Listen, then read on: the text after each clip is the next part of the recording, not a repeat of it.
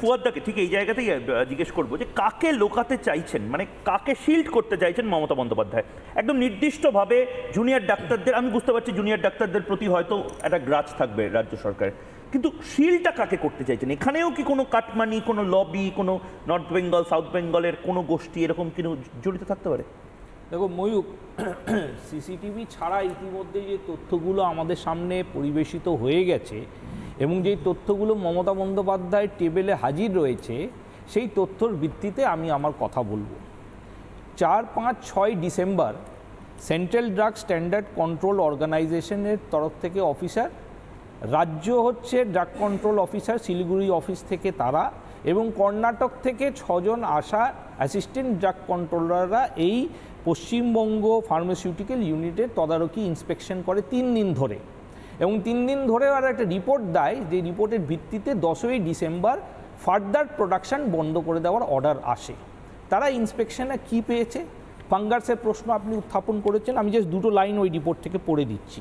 সে line বলছে, after verification of settled petri plate kept in the incubator at temperature of 32.5 degrees centigrade Celsius, it is kept for 48 hours for bacterial count only and not for fungal count. এই যে fungus কথাটা বললেন, এই ফ্যাক্টরিতে সমস্ত saline যেটা তৈরি হতো, বিশেষ করে রিঙ্গার ল্যাকটেট, তাতে এরা খুঁজে পেয়েছে যে ফাঙ্গাস হচ্ছে তদারকি করার কোনো ব্যবস্থা ছিল না। এক। দ্বিতীয় কথা তোমাকে বলি, যে তুমি যদি হচ্ছে কোম্পানির হচ্ছে কমপ্লেন রেজিস্টারটা দেখো, সেই কমপ্লেন রেজিস্টার এই টিমটা হচ্ছে খুঁজেছে যে কমপ্লেনগুলো কোম্পানির কাছে সরাসরি আসছে, সেই market complain register provided by the firm found that a total of 27 market complaints received, 27টা complaint ওরা পেয়েছে।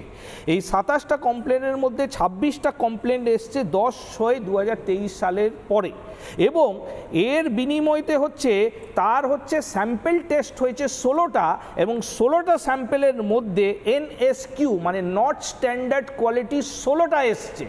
ভাবো, 16টা হচ্ছে টেস্ট ফেল করেছে এই কোম্পানির বিভিন্ন স্যাম্পেল, গোটা হচ্ছে জুন মাস 2023 থেকে, এবং সেটা হচ্ছে কোম্পানির কাছে নথিভুক্ত আছে। আমরা কি দেখলাম?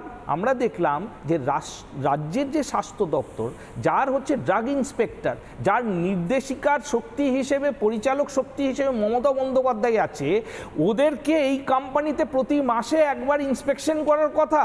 ওরা হচ্ছে মার্কেট কমপ্লেন রেজিস্টারটা দেখবে যে এই স্যাম্পেলটাতে গেছে ল্যাবরেটরি, তার হচ্ছে নন স্ট্যান্ডার্ড যে কোয়ালিটি এসছে সেটা হচ্ছে নথিভুক্ত করবে, তারা পদক্ষেপ গ্রহণ করবে। আমি বলছি সিসিটিভি ক্যামেরা বাদ দিয়ে মাননীয় মুখ্যমন্ত্রী যদি নিজের দপ্তরে এই অংশটা কি করলো, 16 মাস ধরে 18 মাস ধরে যখন বিষাক্তক স্যালাইন তৈরি হচ্ছে এবং পরপর হচ্ছে রিপোর্ট চলে আসছে, সেই রিপোর্টটা কোম্পানি রেজিস্টারের মধ্যে আছে, যখন এইটা বলছেন, আমি সৌরভপ্রিয়দাকে আমি অবশ্যই, যেভাবে আমরা প্রত্যেকে এক এক করে বলছি, মমতা বন্দ্যোপাধ্যায় কিন্তু এটা বলেছেন, একদম নির্দিষ্টভাবে ক্যাটাগরিক্যালি বলেছেন, ওষুধ তখনই আমরা ব্যবহার করি যখন ইউনিয়ন ল্যাব থেকে সেটা পাস করে আসে, যেগুলো পাস করে না সেগুলো আমরা ব্যবহারই করি না। এটা একদম ক্ল্যারিফাই করেছেন। আমি বলে দিচ্ছি সেই তদারকি কোম্পানিটা কি বলছে, লাইনটা শোনো।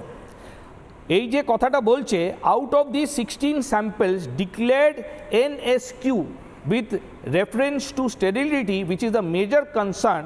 However, later on 5 samples declared is of standard quality in form 02 by CDL Kolkata. তারপরে কি বলছে? সেন্ট্রাল ড্রাগ ল্যাবরেটরির প্রতিনিধিরা, কর্ণাটকের প্রতিনিধিরা এবং রাজ্যের প্রতিনিধি একসাথে থেকে রিপোর্ট তৈরি করেছে। তার পরের লাইনটা মারাত্মক। As informed by the firm, they have already adduced evidence in contravention of government analyst report and 2 yet to adduce. Contravention মানে গভর্নমেন্ট ল্যাবরেটরি বলে দিয়েছে নট স্ট্যান্ডার্ড কোয়ালিটি আছে, তার সত্ত্বেও অন্য ল্যাবরেটরি থেকে টেস্ট করে সেটাই ব্যাচটাকে পাস করার হচ্ছে পদক্ষেপ এই কোম্পানি গ্রহণ করেছে। রাজ্য সরকারের লোকজন কোথায় ছিল? রাজ্য হচ্ছে ড্রাগ ইন্সপেক্টর কোথায় ছিলেন যখন এই দুটো হচ্ছে বিতর্কিত রিপোর্ট, একে পরস্পর বিরোধী রিপোর্টের ভিত্তিতে গোটা পশ্চিমবাংলা, গোটা ভারতবর্ষের মধ্যে বিষাক্তক স্যালাইন হচ্ছে বিতরণ করেছে? মুখ্যমন্ত্রীকে উত্তর দিতে হবে, কিন্তু উনার হচ্ছে দপ্তর কোথায় ছিল, কিন্তু উনার হচ্ছে ইন্সপেক্টর কোথায় ছিল? মুখ্যমন্ত্রী তো অন্য কথা বলছেন। আমি নির্দিষ্টভাবে 3 নম্বর যে বাইট, সেটা আমি শোনানোর জন্য বলবো, যেখানে মমতা বন্দ্যোপাধ্যায় বলছেন যাদের সার্জারি করার কথা তারা উপস্থিত ছিল না, সিনিয়র ডক্টররা ছিলেন না। এখানে একটা কথা বলবো, সেটা হচ্ছে সিনিয়র ডক্টর না থাকলে কি করে কাজ হবে? না, মুখ্যমন্ত্রী বারবার করে এই যে কথাগুলো বলছে, ধরো তোমাকে আমি গলা অবধি বিষ খাইয়ে দিলাম, খাইয়ে দিয়ে 3-4 জন ডাক্তারকে গিয়ে ভালো ভালো ডাক্তার দিয়ে বললাম বাঁচাও, বাট এমন একটা সিচুয়েশনে মানুষ বাঁচবে কী করে? এবার তোমাকে একটা এক্সাম্পল দিচ্ছি। আমি এই মামলাটি করার সময় কয়েকটা, আমি জানি না এখানে ফুয়াদ্দা আছে, ফুয়াদ্দা ভালো বলতে পারবে এই বিষয়টা। এখানে আমি দেখছিলাম ন্যাশনাল মেডিকেল কাউন্সিলের ওদের একটা মেমো সেপ্টেম্বর মাসে, সেখানে একটা জায়গায় পড়ছিলাম যে MSMCH students shall mandatorily enter details of surgical procedures assisted or done independently। আমি বলছি যে কি কি করতে হয় সেগুলো বলে লিখে দিতে হবে। মানে সেটা অ্যাবসলিউটলি, মানে এটা কিন্তু যে বিষয়টা বলছে এটা আইন বিরুদ্ধও নয়।